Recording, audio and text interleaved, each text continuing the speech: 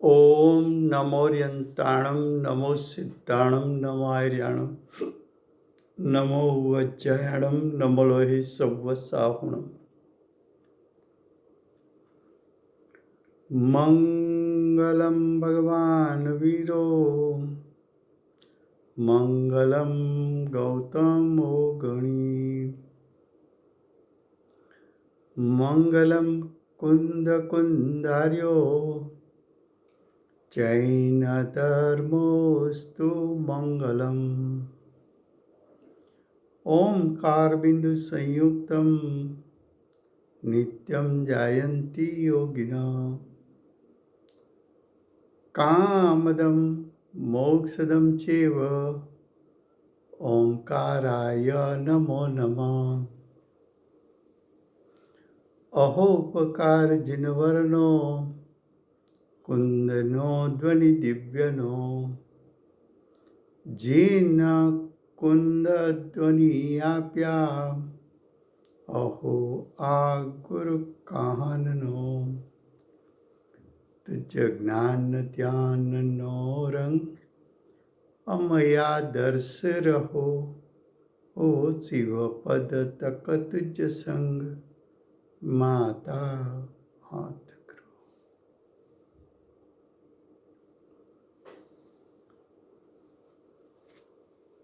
आज समयसार नाम का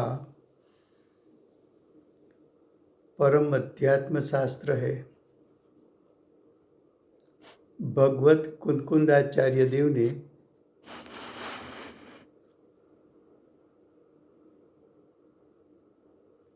मांगलिक करके प्रतिज्ञा की। प्रतिज्ञा में कहा कि मैं समयसार को कहूँगा। समयसार का एक अर्थ किया आत्मा का शुद्ध स्वभाव, आत्मा का ज्ञायक स्वभाव।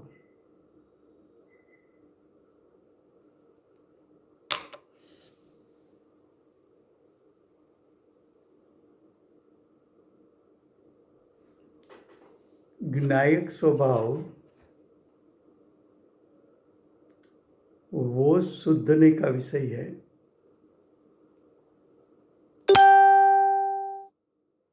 वो शुद्धने का विषय है और आत्मा के गुण भेद और पर्याय भेद व्यवहारने का विषय है। उसमें विषय ये चलता है कि व्यवहार नहीं, किसी को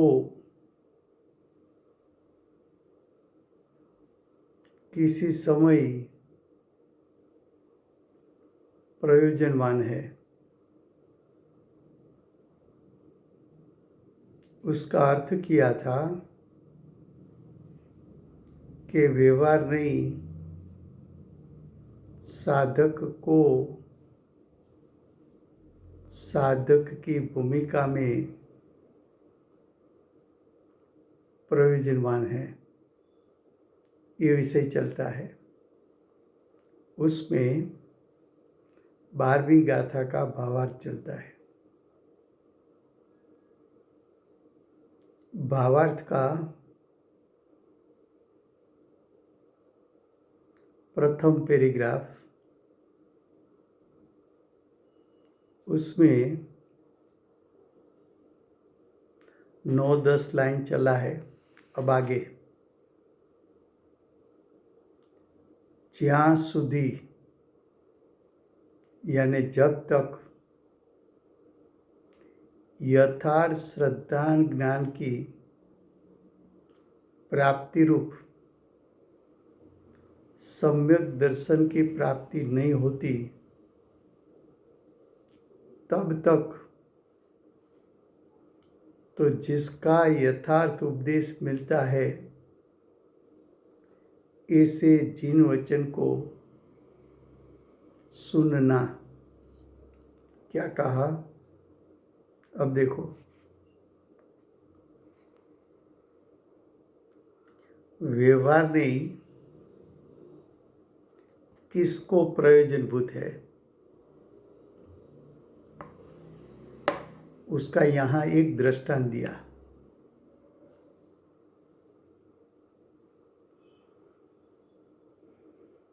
देखो, हम सभी को आत्मा का श्रद्धा और ज्ञान नहीं हुआ है। हम सभी को आत्मा का यथार्थ श्रद्धा और ज्ञान नहीं हुआ है। जब तक आत्मा का यथार्थ श्रद्धा और ज्ञान नहीं होता, तब तक सम्यक दर्शन की प्राप्ति की कला कौन सुनाएंगे? सम्यक दर्शन प्राप्ति की कला कहाँ से हम सीखेंगे? सम्यक दर्शन की प्राप्ति के लिए यथार्थ उपदेश किसका है? जीन वचन किसको कहना चाहिए?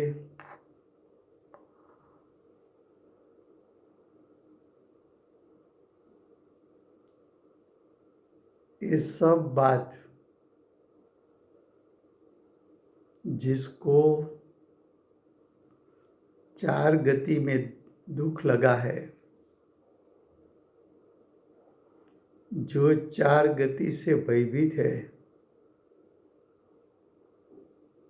संसार के इंद्रिय सुख और दुख से जो थके हुए हैं,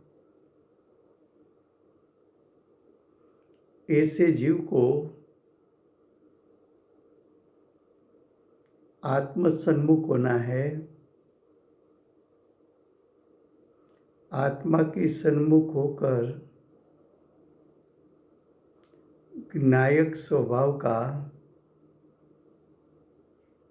निर्विकल्प श्रद्धा और ज्ञान करना है।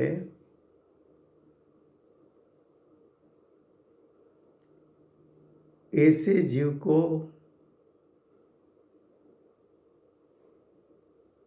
सम्यक दर्शन की प्राप्ति करना है। ऐसे जीव को मोक्ष का मूल सम्यक दर्शन प्रकट करना है। ऐसे जीव को मोक्ष मार्ग प्रकट करना है।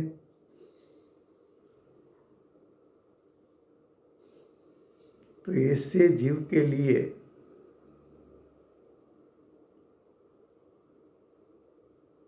जहाँ से यथार्थ उपदेश मिलता है,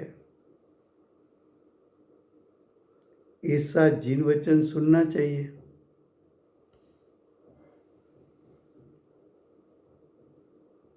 देखो, लिखा है यथार्थ उपदेश। पूज्य गुरुदेव ने स्थानक में दीक्षा लेने के बाद 4 साल तक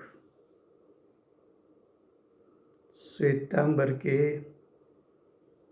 आगमों का अभ्यास किया। वहां यथार्थ उपदेश नहीं लगा।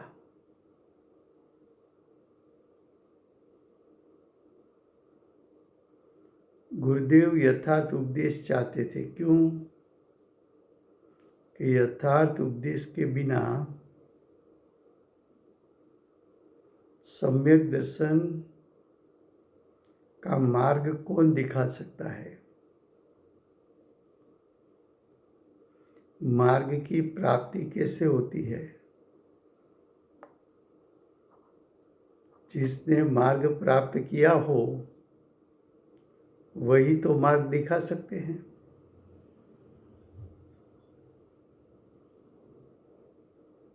तो स्थानक के श्वेतांबर के आगमों का अभ्यास किया, उसमें गुरुदेव को पूर्व संस्कार के कारण ऐसा लगा कि मुझे जो चाहिए ये इसमें से मिल नहीं रहा है। इसलिए गुरुदेव का हृदय द्रवित हो जाता था, आंख में आंसू आ जाते थे कि मैं सत्य ढूंढ रहा हूं, वो मिल नहीं रहा है।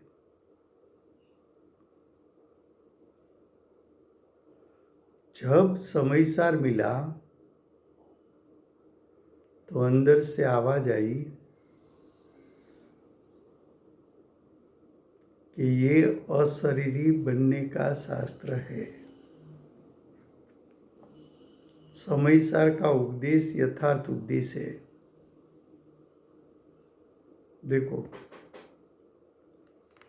उपदेश वो व्यवहार है। ज्ञानी का उपदेश वो भी व्यवहार है। शास्त्र पढ़ना वो भी व्यवहार है। ऐसा व्यवहार किसको प्रयोजनवान है? तो कि जिसको सम्यक दर्शन, सम्यक ज्ञान, सम्यक चारित्र प्रकट करना है, उसके लिए ये व्यवहार प्रयोजनवान है।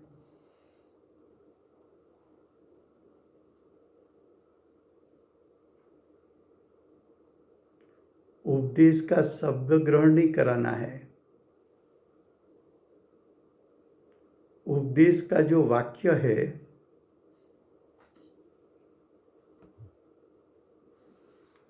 जो उपदेश है,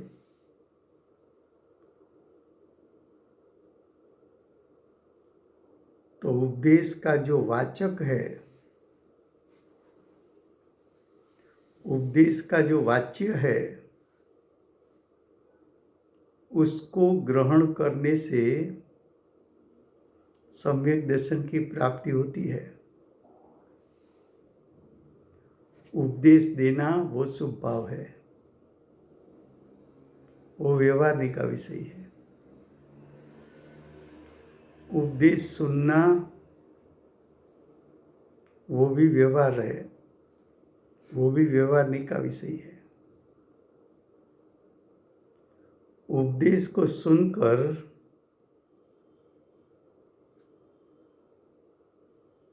सविकल्प दशा में निर्विकल्प ज्ञायक का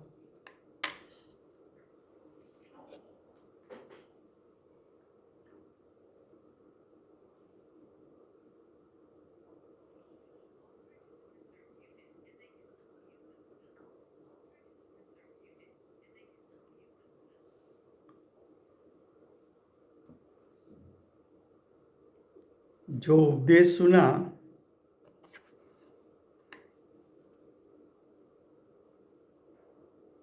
तो उपदेश तो व्यवहार बताया। सच्चा उपदेश तो ज्ञानी का होता है, और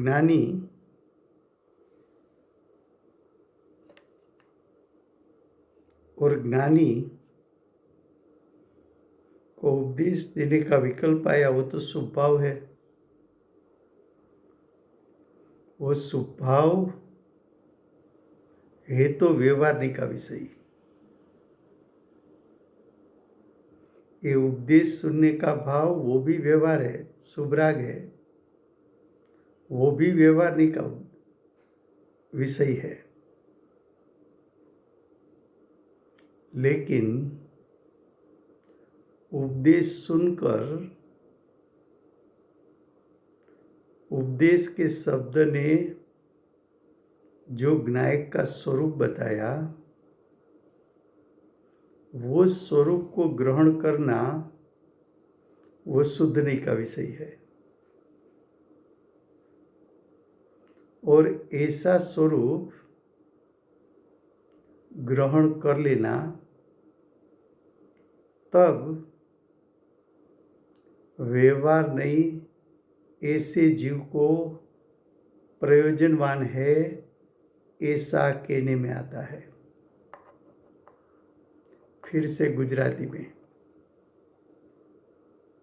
શું કહ્યું? ભાવાર્થમાં જ્યાં સુધી યથાર્થ જ્ઞાન શ્રદ્ધાની પ્રાપ્તિરૂપ સમ્યક દર્શનની પ્રાપ્તિ ન થઈ હોય ત્યાં સુધી તો જેમનાથી યથાર્થ ઉપદેશ મળે છે એવા જીન વચનોનું સાંભળવું, જીન વચનોનું ધારણ કરવું તથા જીન વચનો કહેનાર જીન ગુરુની ભક્તિ, જીન ભીમના દર્શન ઇત્યાદિ વ્યવહાર માર્ગમાં પ્રવૃત્ત થવું પ્રયોજનવાન છે। શું કહ્યું?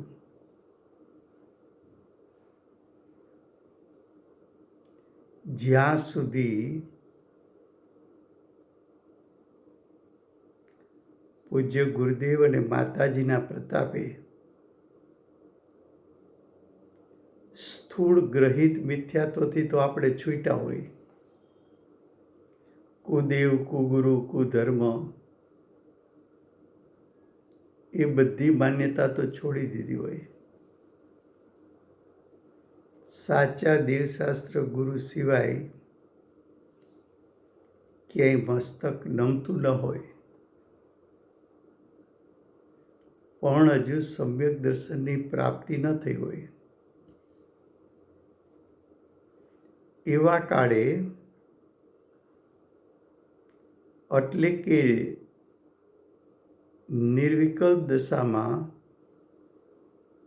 જ્ઞાયકની પ્રતીતિ ન થઈ હોય,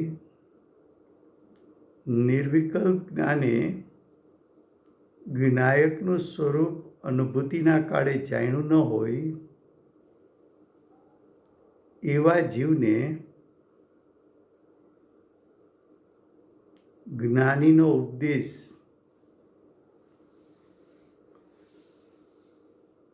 યથાર્થ ઉપદેશ શબ્દ છે। જુઓ, યથાર્થ ઉપદેશ કોની પાસે છે? ઉપદેશ પણ વિતરાગ હોય અને ઉપદેશક પણ વિતરાગ હોય। જ્ઞાની વિતરાગ હોય અને જ્ઞાનીના વચનો, ઉપદેશના વચનો પણ વિતરાગ હોય।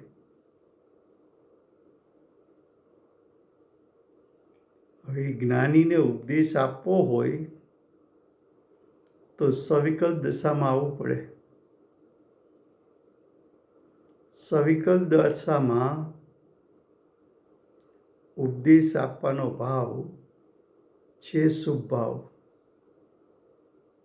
છે વ્યવહારનીનો વિષય। ઉપદેશ સાંભળનાર એને સાંભળવાનો ભાવ એ પણ છે શુભ ભાવ, એ પણ છે વ્યવહાર। પણ જ્ઞાનીના વચનો અનુભવથી સહિત હોવાથી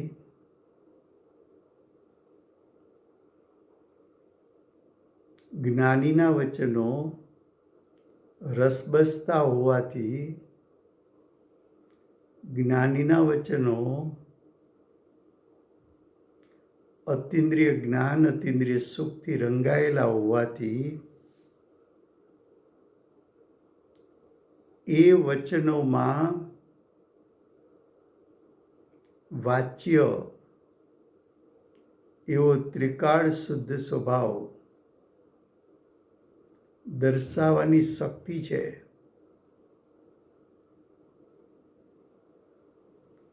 એ શબ્દો ત્રિકાળ શુદ્ધાત્માને દર્શાવે છે એ છે તો વ્યવહારનો વિષય.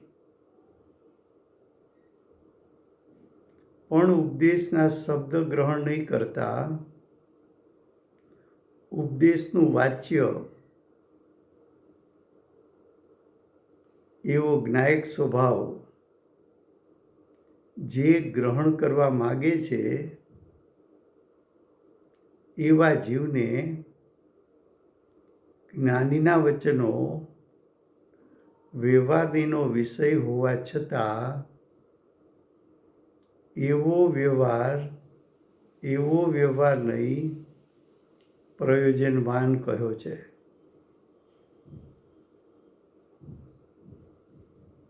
શું કહે છે જુઓ.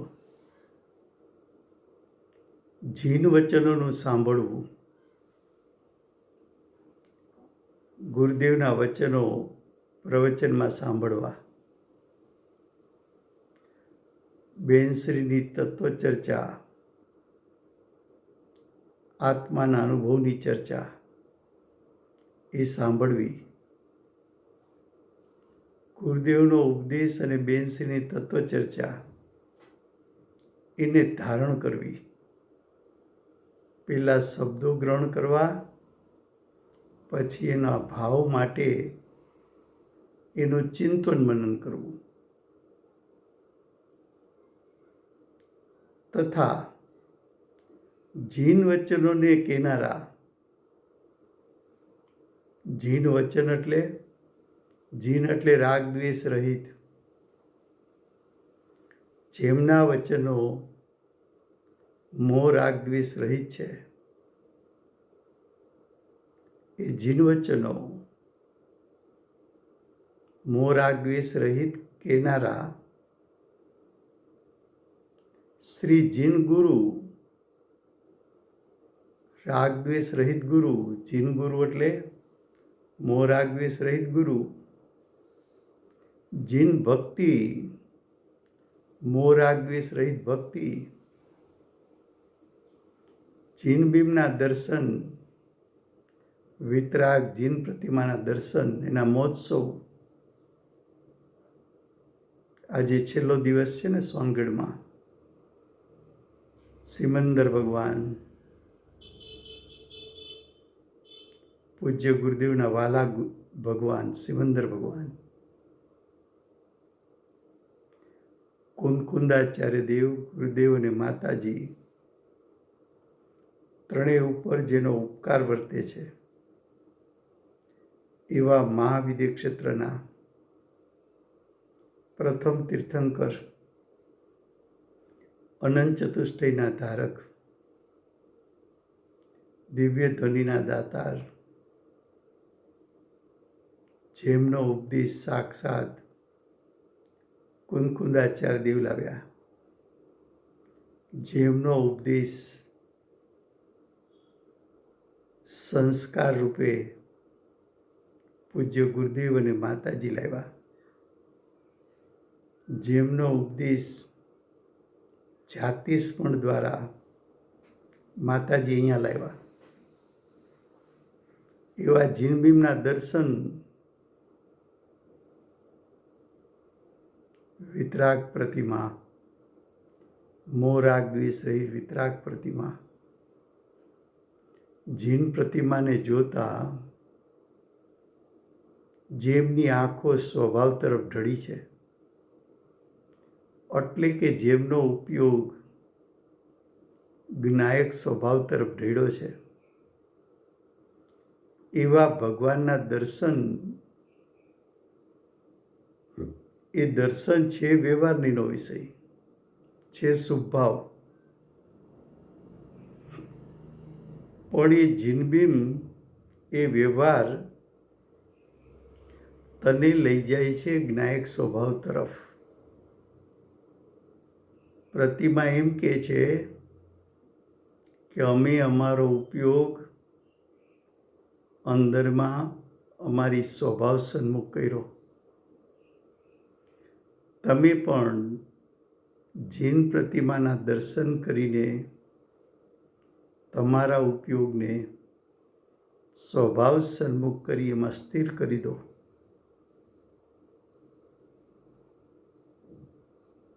તો આ બધો વ્યવહાર બહારનો, જીન વચનનું સાંભળવું, જીન વચનને ધારણ કરવા, જીન વચન કહેનારા જીન ગુરુ, જીન ભક્તિ, જીન બીમના દર્શન ઇત્યાદિ વ્યવહાર માર્ગમાં પ્રવૃત્ત થવું પ્રયોજનવાન છે. કેમ પ્રયોજનવાન કહ્યું? કે તને જ્ઞાયક સ્વભાવ તરફ લઈ જાય છે, માટે તારા માટે પ્રયોજનવાન છે, માટે તારા માટે ઉપયોગી છે. પ્રયોજનવાન છે એટલે તારા માટે ઉપયોગી છે. પણ 11મી ગાથામાં કહ્યું હતું ને કે વ્યવહાર નહીં, ગૌણ કરવા જેવો છે, એ તો હેય છે. હેય છે ખરો. ક્યારે? કે પ્રથમ વ્યવહારનીનો વિષય જાણ, એના દ્વારા જ્ઞાયક સ્વભાવ તરફ દોટ મૂક, અને જ્ઞાયક સ્વભાવની સન્મુખ જ્યારે તું થઈશ ત્યારે આવો સ્વભાવ, આવો વ્યવહાર ગૌણ થશે, ત્યારે તું જ્ઞાયક સ્વભાવ સન્મુખ થઈ શકીશ. ખ્યાલ આવે છે?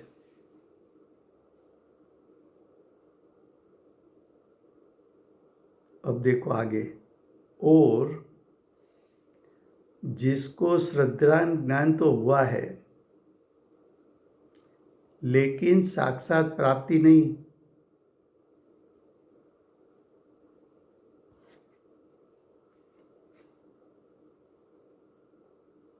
क्या कहा? जिसको श्रद्धा ज्ञान हुआ, चौथे गुणस्थान पर सम्यक दर्शन, सम्यक ज्ञान, सम्यक चारित्र अंश से प्रकट हुआ.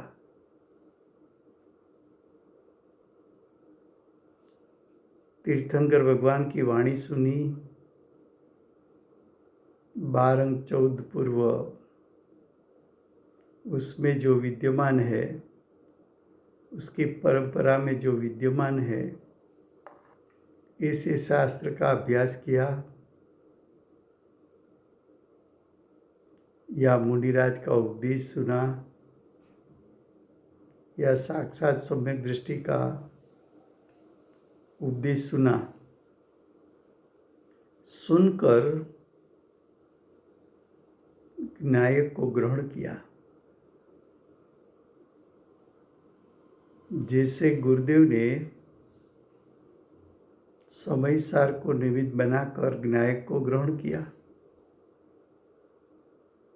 जिस प्रकार माताजी ने गुरुदेव की वाणी सुनकर ज्ञायक को ग्रहण किया, उसका श्रद्धा और ज्ञान तो हुआ,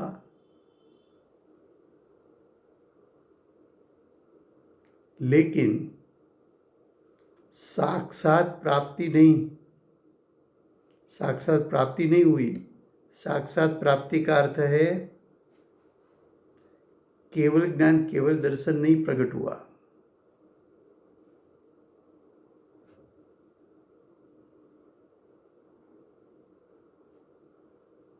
सम्यक दर्शन हुआ, लेकिन केवल ज्ञान, केवल दर्शन अभी तक प्रकट नहीं हुआ.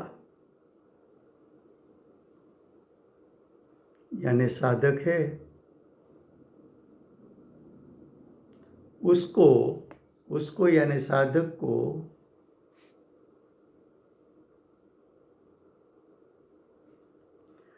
पूर्व कथित कार्य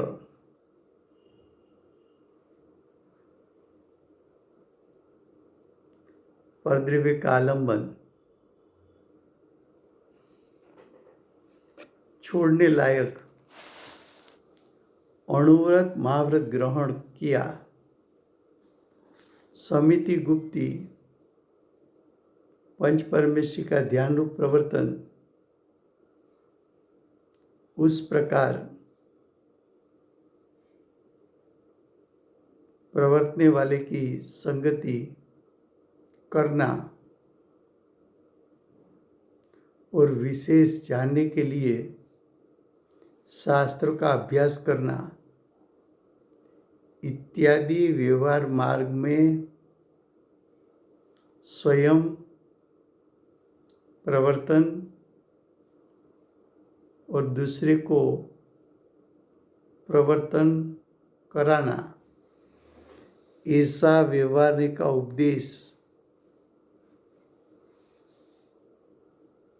ऐसा व्यवहार का उपदेश अंगीकार करना प्रयोजनवान है। क्या कहा?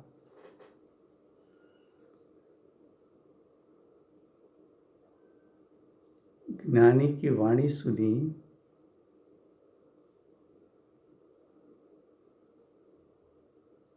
जो गुरुदेव को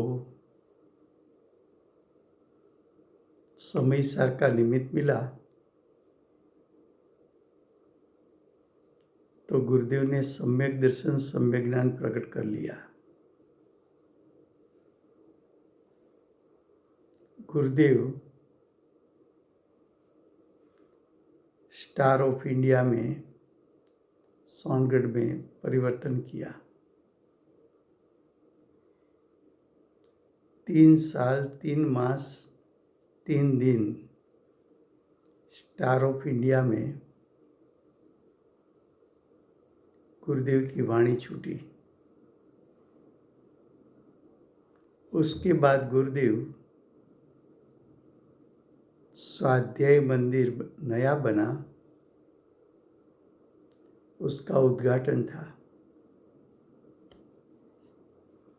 तो वहाँ स्वाध्याय मंदिर में गुरुदेव का निवास स्थान, प्रवचन सब वहाँ होने वाला था।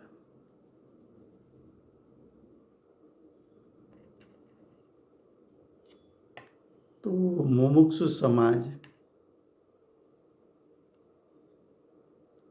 दिगंबर जैन स्वाध्याय मंदिर ट्रस्ट के प्रमुख रामजी भाई के साथ गुरुदेव को विनंती किया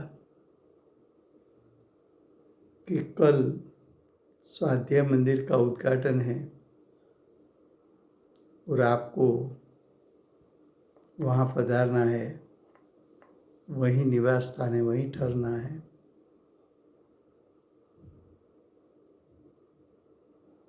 तो गुरुदेव ने क्या बोला कि स्वाध्याय मंदिर बना तो वो हमारे लिए कोई प्रतिबंध नहीं होना चाहिए कि हमें यहाँ रहना है। हमारा पुरुषार्थ बढ़ जाए तो हम वन जंगल में चले जाए मुनि होकर। तो सम्यक दृष्टि को भावना है कि मैं कब बाह्यंतर निग्रंथ मुनिपना प्रकट कर लूं। तो यहाँ बताया कि जिसको सम्यक दर्शन सम्यक ज्ञान प्रकट हुआ, ऐसा जीव को केवल ज्ञान केवल दर्शन की प्राप्ति के लिए परद्रव्य का आलंबन छोड़कर, परद्रव्य का आलंबन उसका अर्थ है बाह्य के 10 प्रकार के परिग्रह को छोड़कर 5 इंद्रिय के विषयों को छोड़कर, 5 इंद्रिय का अवलंबन छोड़कर, द्रव्य मन का अवलंबन छोड़कर, कर्म के उदय का अवलंबन छोड़कर अणुव्रत महाव्रत का ग्रहण करना। अणुव्रत श्रावकपना है, महाव्रत मुनिपना है। श्रावक रूप पर्याय हो कि मुनि रूप पर्याय हो, वो पर्याय तो व्यवहारने का विषय है। लेकिन साधक दशा में बाह्य 10 प्रकार के परिग्रह छोड़ने का भाव,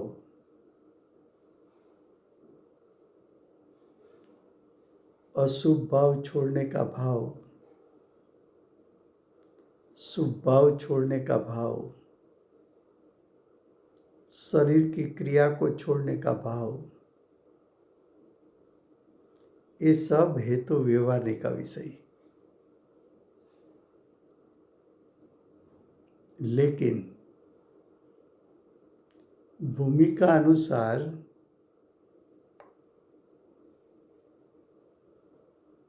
शुद्धता के साथ शुभ भाव भी होगा, शुद्धता शुभ भाव के साथ अशुभ का त्याग भी होगा, शुद्धता शुभ भाव अशुभ के त्याग पूर्वक शरीर की क्रिया भी होगी, शुद्धता शुभ भाव अशुभ का त्याग शरीर की क्रिया पूर्वक बाह्य त्याग भी होगा। तो वो भूमिका अनुसार प्रयोजनवान है।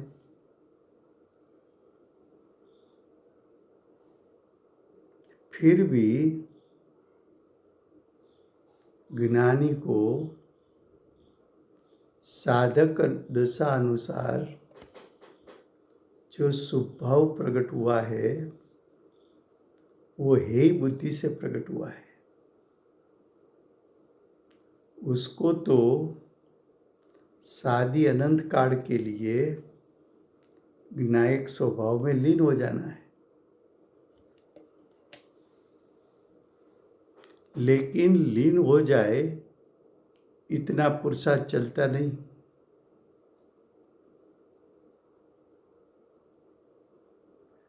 तो निर्विकल्प दशा छूटकर शुभ भाव में आते हैं, अशुभ के लिए, अशुभ से बचने के लिए शुभ भाव में खड़े रहते हैं, उसके अनुरूप शरीर की क्रिया और बाह्य त्याग भी करते हैं। लेकिन ज्ञानी के ज्ञान में ये व्यवहारने का विषय है, छोड़ने जैसा है, ही तत्व है, वो उसको मालूम है, उसका ज्ञान किया। लेकिन उसको मुख्य नहीं किया, मुख्यता तो उसको ज्ञायक स्वभाव की है। तो साधक दशा टिकाने के लिए व्यवहार प्रयोजनभूत है। क्या कहा फिर से गुजराती में?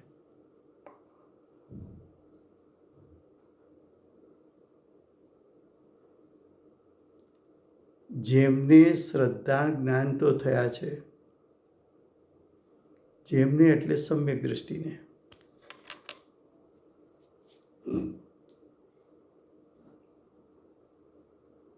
વાણી સાંભળી જ્ઞાનીની,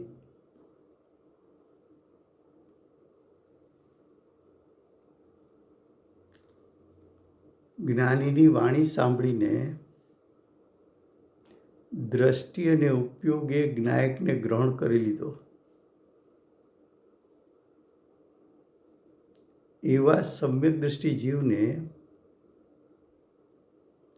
જ્ઞાયકનું શ્રદ્ધાન, નિર્વિકલ્પ શ્રદ્ધાન અને નિર્વિકલ્પ જ્ઞાનમાં જ્ઞાયકને જાણી લીધો।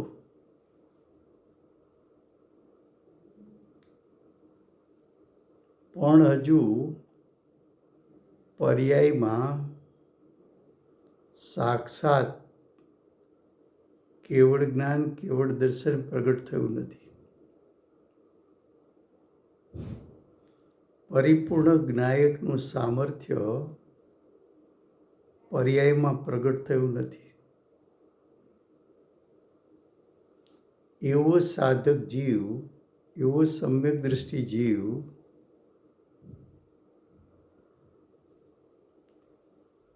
તેમને પૂર્વકથિત કાર્ય, પૂર્વે કાર્યો કરેલા છે, શુભ ભાવના, એને કારણે કર્મો પણ બંધાણા છે.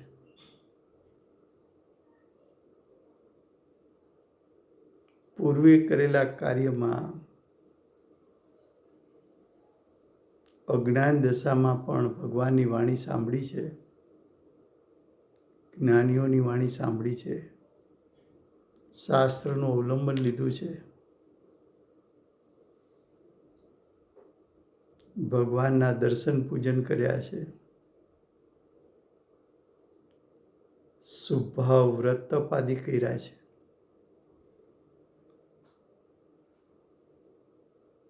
એ પરદ્રવ્યનું આલંબન લીધું ત્યારે એ બધું થયું. હવે કે છે પરદ્રવ્યનું આલંબન છોડવા રૂપ. જો હવે વજન ક્યાં છે? તો કે પરદ્રવ્યનું આલંબન છોડવું છે. પરદ્રવ્યનું લક્ષ થવું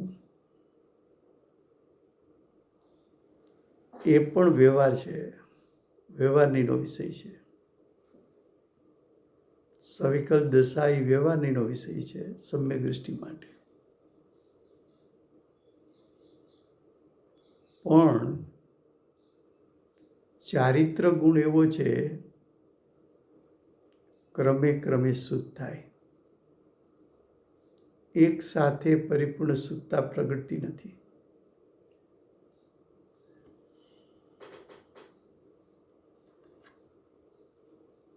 એવા સાધક પરદ્રવ્યનું અવલંબન શા માટે છોડે છે? તો કે સ્વદ્રવ્યનું યાને જ્ઞાયકનું અવલંબન વધારતું જવું છે.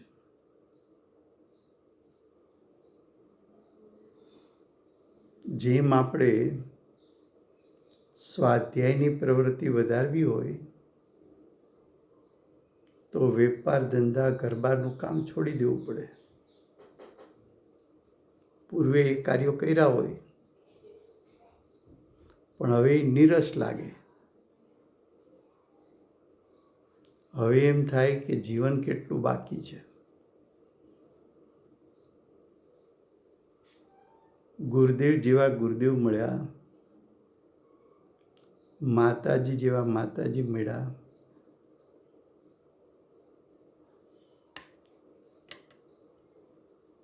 તીર્થંકરનું દ્રવ્ય અને ગણધરનું દ્રવ્ય મળ્યું. આવા કાળે નહીં કરું તો ક્યારે કરીશ? જેમ માતાજીએ કહ્યું, કાનજી મહારાજ જેવા મહારાજ મળ્યા, આ ભવે નહીં કરે તો કયા ભવે કરીશ?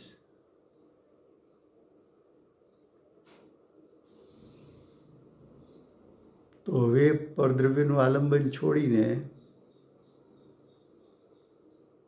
પરદ્રવ્યનું આલંબન છોડવાની પાછળ પ્રયોજન છે કે જ્ઞાયકનું અવલંબન વધતું જાય છે, બહારનું છૂટતું જાય છે. તો વિશેષ ને વિશેષ નિવૃત્તિ લઈને જ્ઞાયકમાં લીનતા વધતી જાય એટલે અણુવ્રત મહાવ્રત એને શ્રાવકો અને મુનિઓ ગ્રહણ કરે. મુનિ 5 સમિતિ 3 ગુપ્તીનું પાલન કરે.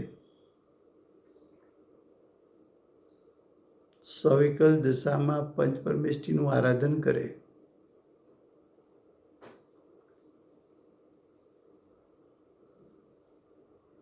હવે ખરેખર છે બધા શુભ ભાવ, છે વ્યવહારનો વિષય, પણ આવો વ્યવહાર સાધકને આવ્યા વગર રહેતો નથી. કારણ કે પરિપૂર્ણ દશા પ્રગટ થઈ નથી, અપૂર્ણ દશા છે.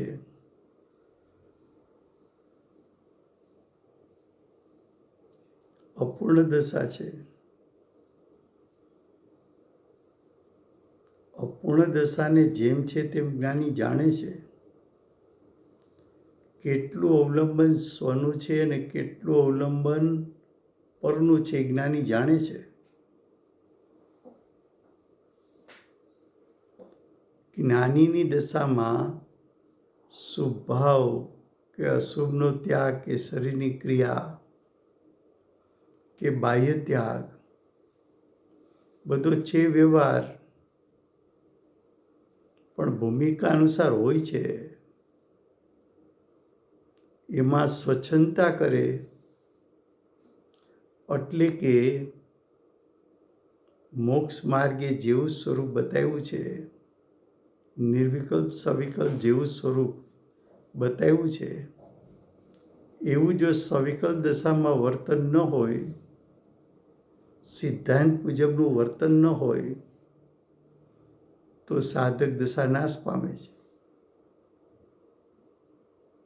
સાધક દશા આવે પણ ખરી, વ્યવહાર આવે પણ ખરો અને છૂટે પણ ખરો.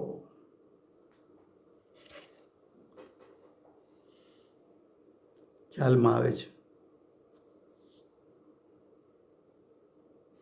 તો કે છે એ પ્રમાણે પ્રવર્તનારાની સંગતિ કરવી અને વિશેષ જાણવા માટે શાસ્ત્રનો અભ્યાસ. મુનિઓ પણ આગમનો અભ્યાસ કરે. 12માં બીજું તો અવલંબન કાંઈ છે નહીં. મુનિરાજ 6-7 ગુણસ્થાને ઝૂલનારા, વન જંગલમાં રહેનારા, અજ્ઞાની જંગલમાં જાય અને એકાંતમાં એક દિવસ રહે. શું કરે ત્યાં? આત્માનો તો અનુભવ છે નહીં. એક દિવસમાં તો આકુળ વ્યાકુળ થઈ જાય. પણ જ્ઞાનીએ તો આત્માના અનુભવપૂર્વક, યથાર્થ જ્ઞાનપૂર્વક બહારના પરિગ્રહને છોડીને, ઘર કુટુંબને છોડીને,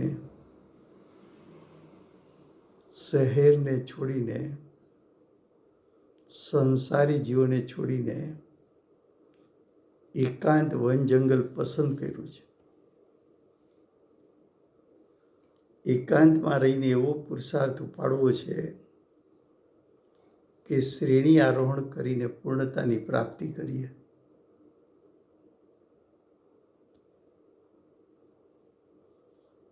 આવી દશા, આવી વ્યવહારની વિષયભૂત દશા સાધક દશામાં આવે છે. ત્યાં એકાંતમાં, સવિકલ્પ દશામાં શાસ્ત્રનો અભ્યાસ,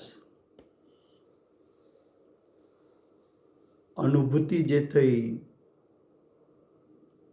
એનું સવિકલ્પ દશામાં ચિંતન. તો મુનિરાજને 2 જ કાર્ય છે. જ્ઞાયકમાં સ્થિરતા કરવી, સવિકલ્પ દશામાં આવે તો જેવો જ્ઞાયકનું સ્વરૂપ નિર્વિકલ્પ દશામાં જાણ્યું છે એનું ચિંતન કરવું.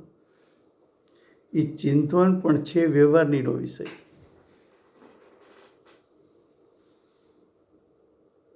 પણ છે પ્રયોજનવાન. પ્રયોજનવાન શું કામ છે?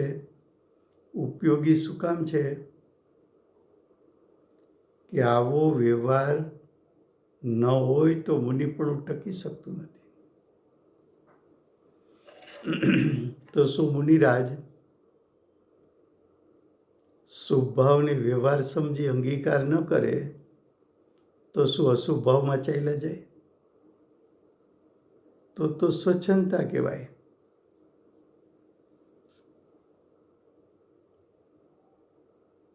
તો કે છે શાસ્ત્રનો અભ્યાસ કરવો ઇત્યાદિ. વ્યવહાર માર્ગમાં પોતે પ્રવર્તવું અને બીજાને પ્રવર્તાવવું. મુનિરાજ પણ ઉપદેશ આપે, શાસ્ત્ર રચના પણ કરે. એ શાસ્ત્ર રચના દ્વારા મોક્ષ માર્ગનું પ્રવર્તન રહે એવો વ્યવહારનો ઉપદેશ અંગીકાર કરવો પ્રયોજનવાન છે.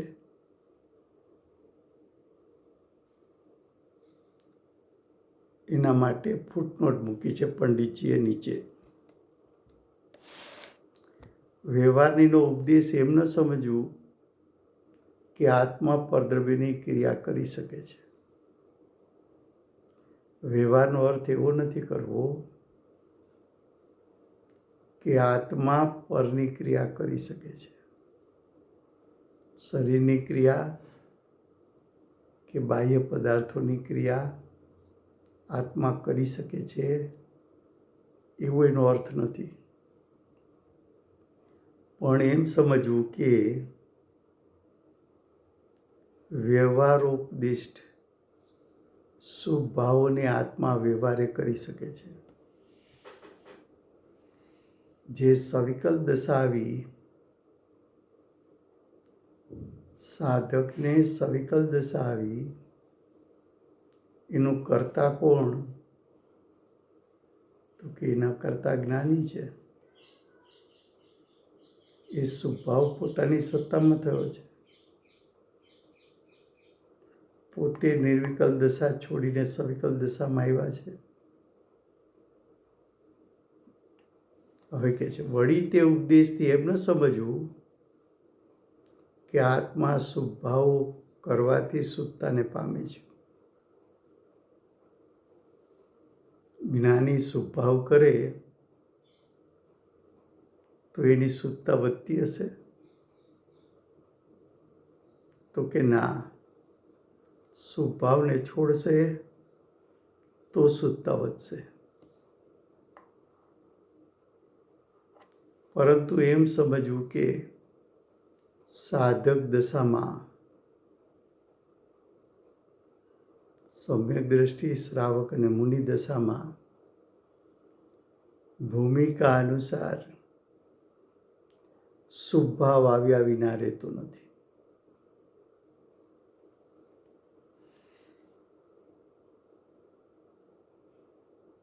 હવે આગળ કે છે જુઓ, आगे व्यवहार नहीं को कथनचित असत्यात कहने में आया है, लेकिन जो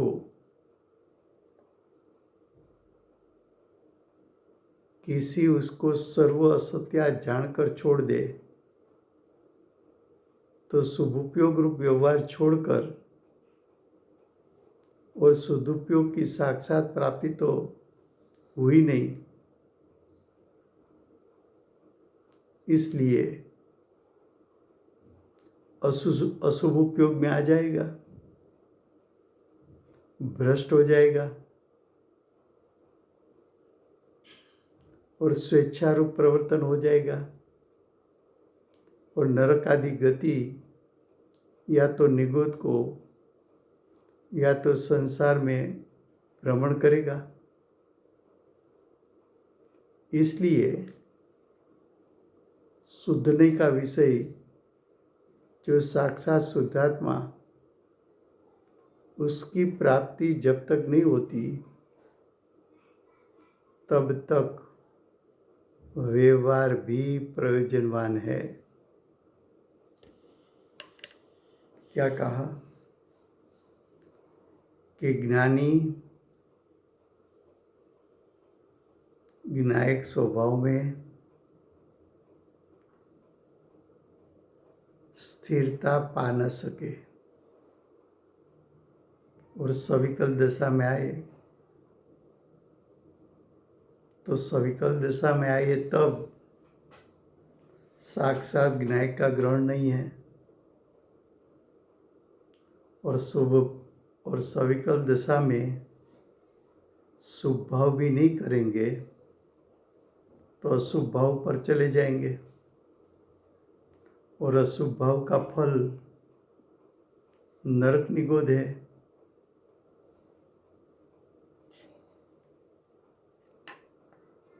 तो ये प्रवर्तन तो स्वेच्छाचारी हो गया, नियम से विरुद्ध हो गया। तो ऐसा जीव तो स्वच्छंदी जीव तो विवेक रहित जीव तो संसार में परिभ्रमण करेगा, चार गति में घूमेगा। इसलिए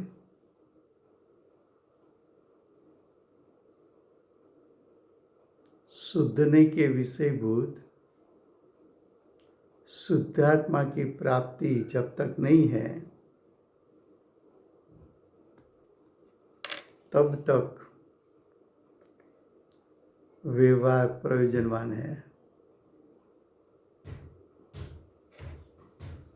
अब गुजराती में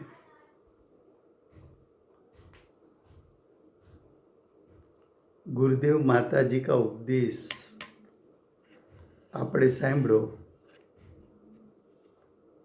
અને હજુ આપણે સમ્યક દર્શન સમ્યક જ્ઞાન પ્રગટ ન કર્યું અને આપણે એમ સમજીએ કે ગુરુદેવનો ઉપદેશ માતાજીનો ઉપદેશ એ તો શુભભાવ છે, શુભભાવ છે એ વ્યવહારનીનો વિષય છે, વ્યવહારનીનો વિષય છોડવા લાયક છે। માટે આપણે ગુરુદેવ માતાજીની વાણી ન સાંભળવી, શાસ્ત્ર અભ્યાસ ન કરવો, આત્માનું ચિંતન મનન ન કરવું। તો કે શુદ્ધાત્માની તને પ્રાપ્તિ તો થઈ નથી અને શુભભાવને પણ તું છોડી દેવા માગે છે તો તું અશુભમાં ચાલ્યો જઈશ। એ અશુભનું ફળ નરક નિગોદ છે, સંસાર છે, એનું ફળ દુઃખ છે। તો તને એની પ્રાપ્તિ થશે પણ જ્યાં સુધી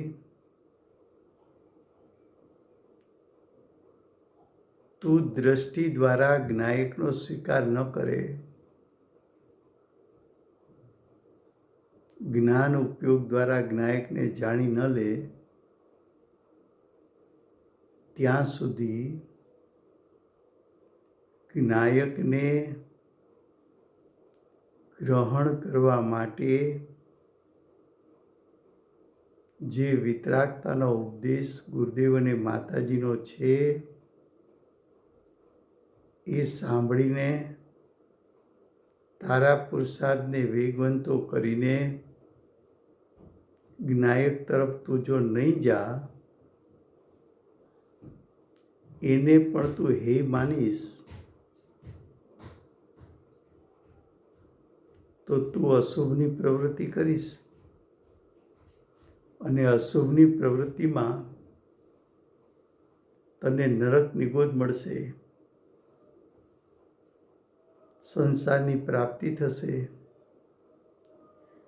ઇન્દ્રિય સુખ દુઃખની પ્રાપ્તિ થશે। માટે જ્યાં સુધી જ્ઞાયક ગ્રહણ ન થાય ત્યાં સુધી વ્યવહારને અંગીકાર કરવો જોઈએ।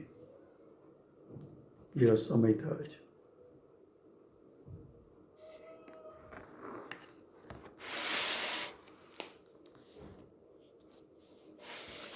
કોણ જય બોલાવે છે?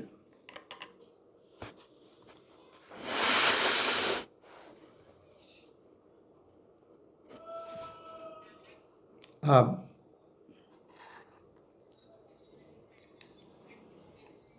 જય હો.